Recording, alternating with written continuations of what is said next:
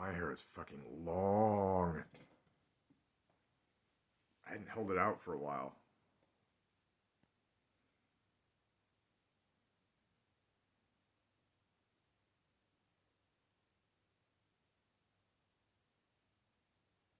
There's a lot of shit that I don't like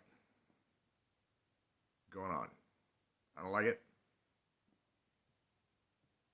and it's going on. It shouldn't be.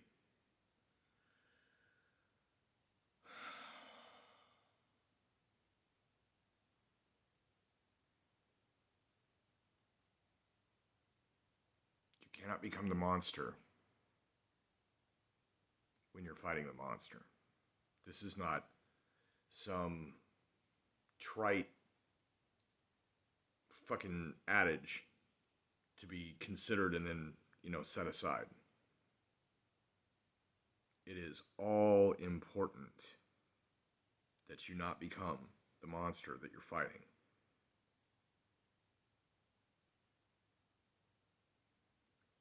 Real monsters are people, and they do infect others in multiple ways. I'm not getting into it in this video. It is way, way too deep, way too nuanced, way too complex.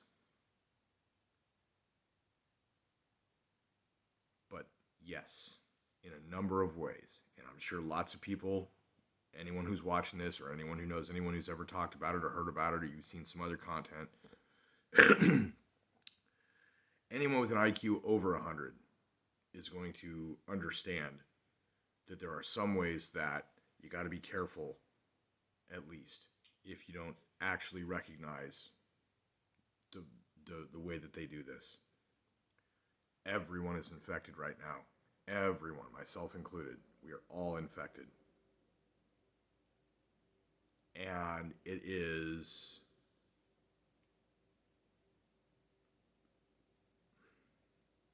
an unfortunate fact, I guess. It's a thing that, like human nature and all other things, there's always going to be conscience. There's always going to be,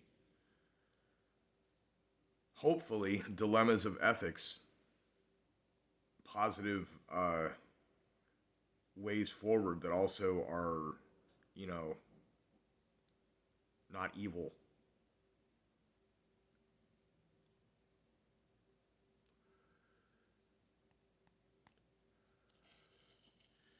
Like, I don't have a big deep thing to go into on it. I don't have anything formulated or concocted.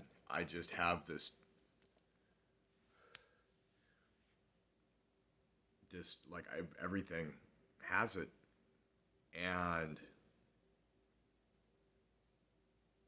not everyone acts on it though, and that's the important thing. That's where there's hope.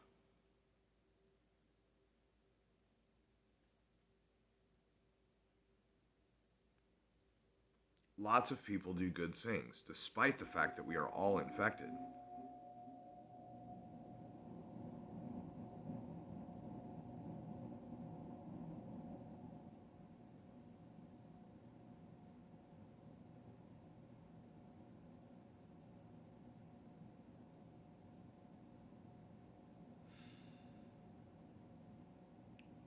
The thing that really made me like, I just, this is too much, it's too much, is how much of the conservative content, and as a byproduct, the people who follow it, have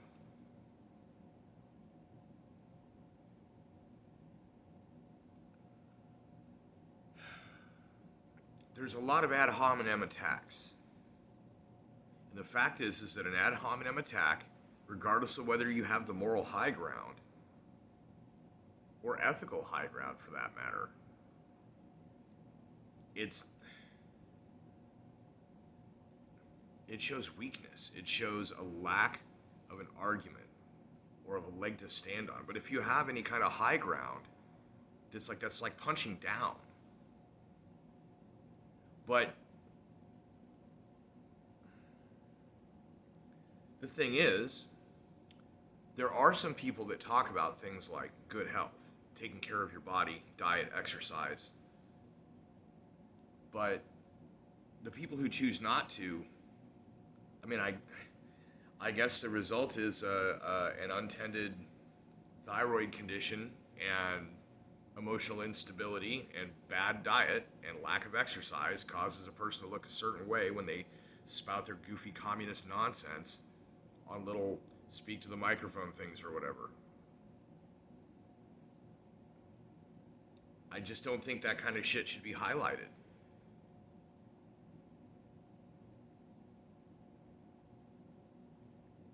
Maybe I'm wrong. Maybe I'm just being stodgy. I don't know. But I don't think that's like dropping a racial slur or something, like that, like a serious, like, personal insult, specific kind of thing, when you've already won, or when they're not doing anything to you. Like, it's ridiculous. Why be like that? It's poisonous. It's toxic. As I said, we are all infected in our own ways.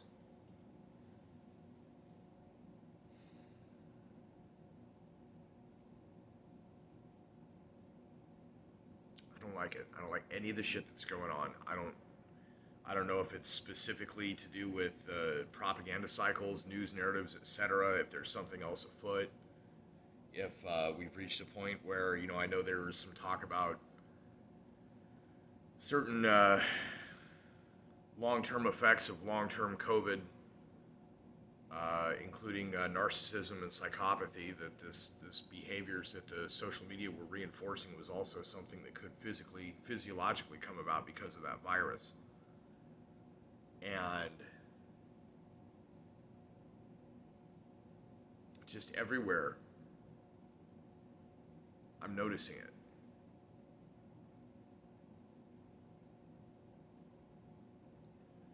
Each of us has a responsibility to make, strides to not be that way, or more specifically, rather than not to be a certain way, that other ways to be more mindful, kinder, more patient. Patience is one of the greatest virtues. Just the ability to just chill for a fucking second.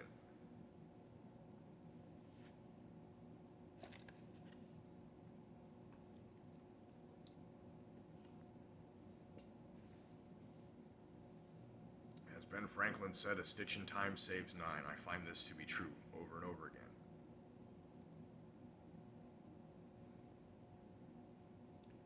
So I'm stitching my time, saving my nine, as I go about my days. And all around me, just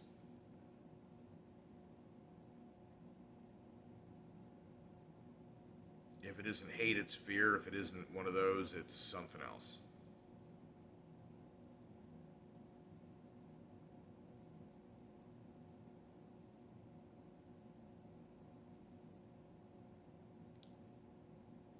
So the weather's been kind of nice. My neck's been hurt a little bit because of the weather change, but it's been lovely out.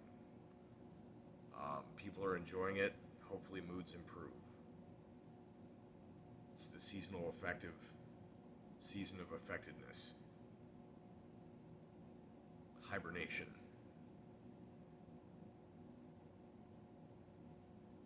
The thing with a lot of this kind of stuff is once you recognize it, that can make all the difference. There's a lot of stuff that just the moment you recognize it, it pops a bubble, it makes a change, a ripple expands. And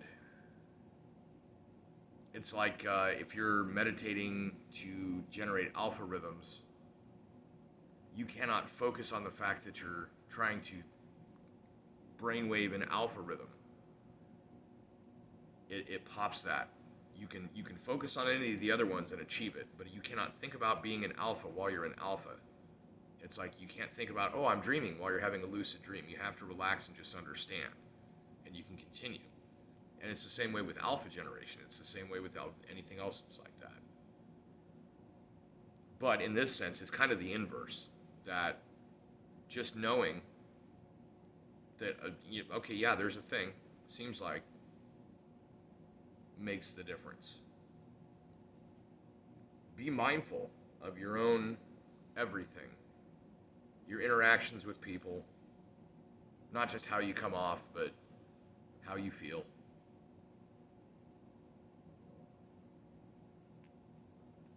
Be mindful of the wake of your passing as you move through the world.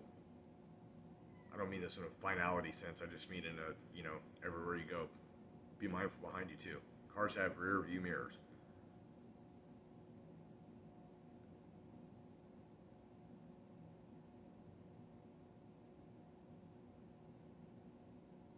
I don't know if anybody else felt it today, but today had a weird feel to it. And it could be a pause before the next wave of terror. Something was just silent, empty moment hanging in space all day, and I was glad to come home.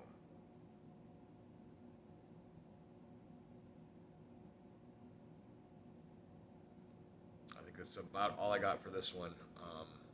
I recorded several videos that did not get uploaded.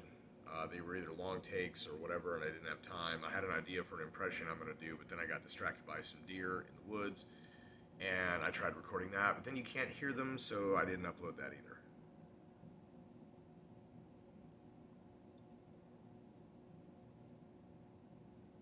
Rule number 1, all is one.